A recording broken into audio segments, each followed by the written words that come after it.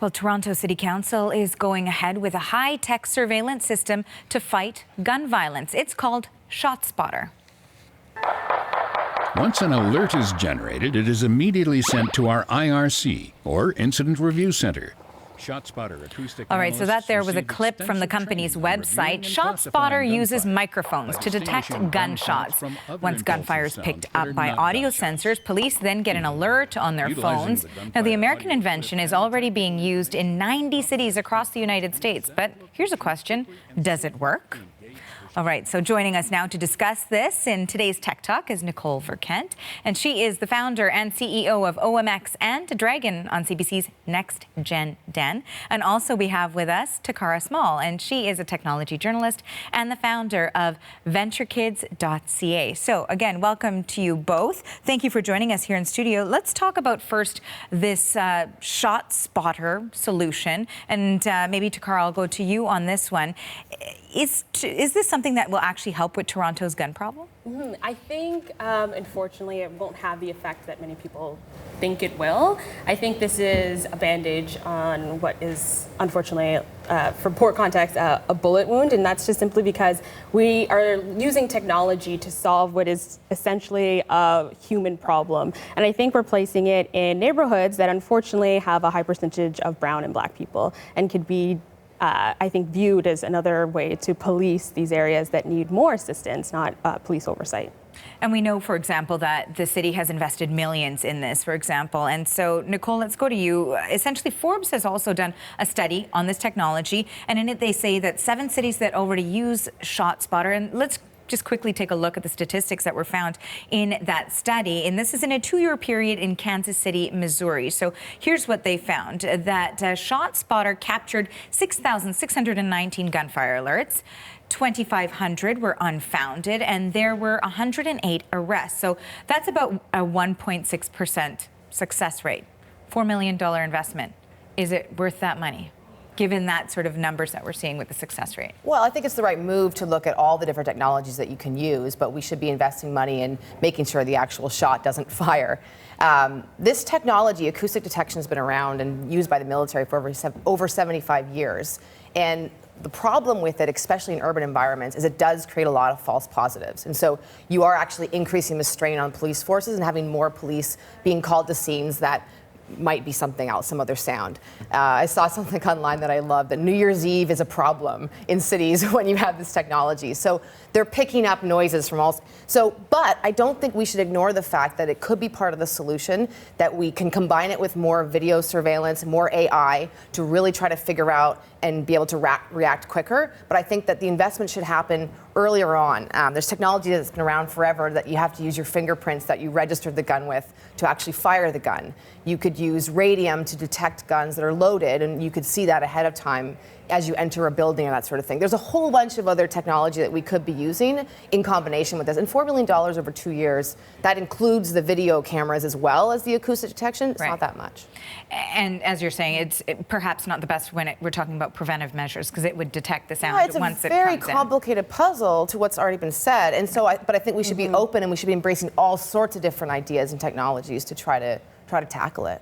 And Takara, specifically when we're talking about it being used in Toronto, for example, we know that you do some advocacy work in Toronto's Regent Park neighborhood, and this is an area where these microphones would, as you were mentioning, would be installed because of the high crime rates, though. So how do you think the community would react to that? I think, and it's very interesting and definitely a discussion I'm having, especially working with Venture Kids and we work with youth.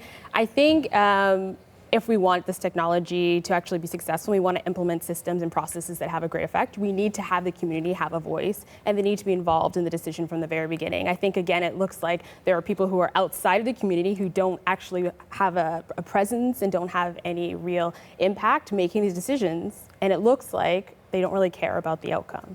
So I think if we really want to see a positive change, we need to make sure that technology goes hand in hand with people who are working in the community. And I guess that goes to the point, too, of more prevention as well. Prevention is key. All right. So enough on this technology, on to the next story. And this is a story that's been really widely read on CBC News, too. It was the potential invasion of privacy in Canada at a mall. So CBC News learned this week that face recognition software is being used at a Calgary Mall, but shoppers were not notified about it. So the software is embedded in the mall directories. Cadillac Fairview is the company that owns the mall, and they say the cameras don't record everything or store the photo or video content. So, Nicole, you first. Does it cross the line? I don't think this is that big a deal. I mean, of course, you have a bit of a visceral reaction when I'm going onto the map on a mall. Oh my God, they're videoing me. But there's surveillance cameras everywhere.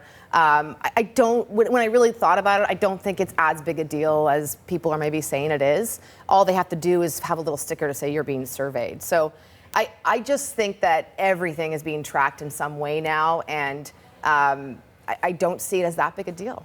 When we're talking, though, and Takara, I'll go to you now, the potential for invasion of privacy. Of course, this has been a really big subject, especially this year with the revelation of Cambridge Analytica and the way that sort of played out using, tests on Facebook and stuff. So people are sort of at a heightened alert point when it comes to this topic.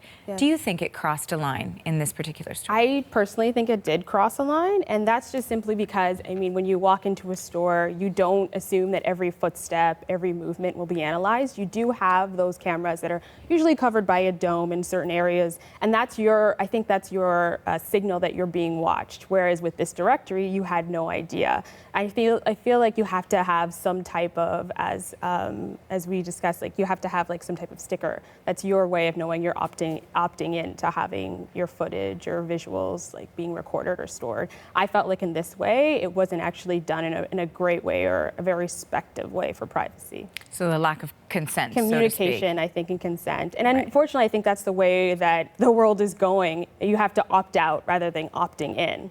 And that's what we saw here today.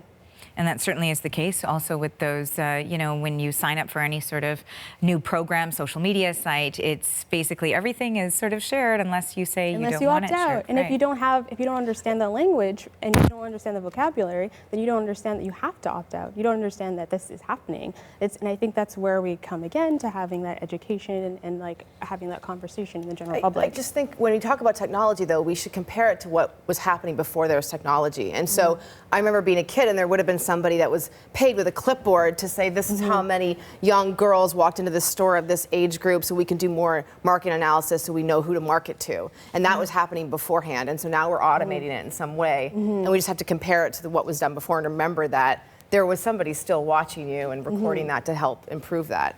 It was just done differently. So now we did reach out to Cadillac Fairview for a statement on this, and they say the software was only being tested, but companies most certainly can get into trouble when their technology is collecting data without explicit consent, as we talked about.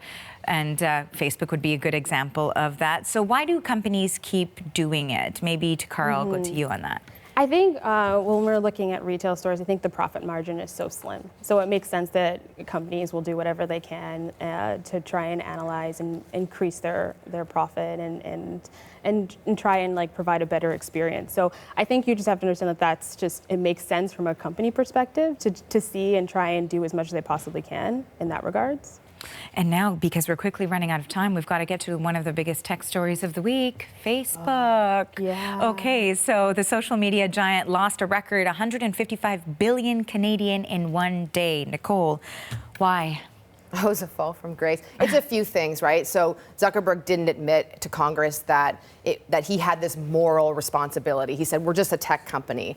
And then when he released the earnings, there was a huge amount of money forecasted for tackling the issues that they have had with respect to security and fake news and all that stuff. So now he's kind of admitting we have a big problem. It's a combination of those things. They had somewhere high to fall from as well. I think we're forgetting that. So of course it was a huge market cap loss, but they were valued pretty high, huge margins. I think people are starting to, this is him admitting that they are a monopoly. There is no company closely in second place, and that they have to take responsibility. All right. And unfortunately, now we're just out of time on that, so I don't get your take, Takara, but thank you to you both for joining us today for the Tech Panel. That is Nicole Verkent, and she is the founder and CEO of OMX and a Dragon on CBC's Next Gen Den, and Takara Small is the founder of VentureKids.ca, and she's a technology journalist. Thank you again to you both. Thank you. We're back in a moment.